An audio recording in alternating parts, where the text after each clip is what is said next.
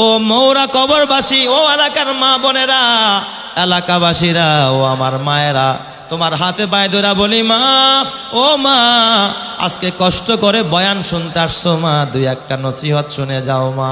ও মা, তোমরা তো ফাতেমার উত্তরসূরি মা, তোমরা মা খাদিজার উত্তরসূরি, তোমরা মা আসিয়ার উত্তরসূরি মা গো।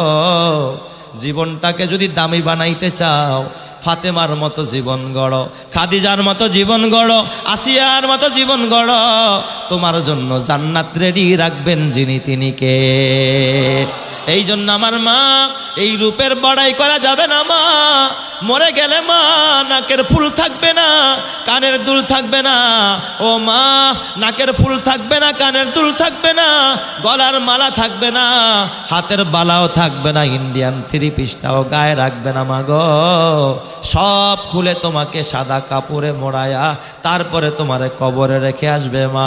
এই জন্য মা, বুড়ো ফেলাপ কইরো না মা, বক্কাটিন কইরো না মা, রূপচর্চার দরকার নাই মা, ট্যাটু লাগানোর দরকার নাই, বেপরদায় চলার দরকার নাই। 5 ওয়াক্ত নামাজ পড়ো, রমজান মাসের রোজা রাখো, স্বামীর খেদমত করো, পর্দা করে চলো।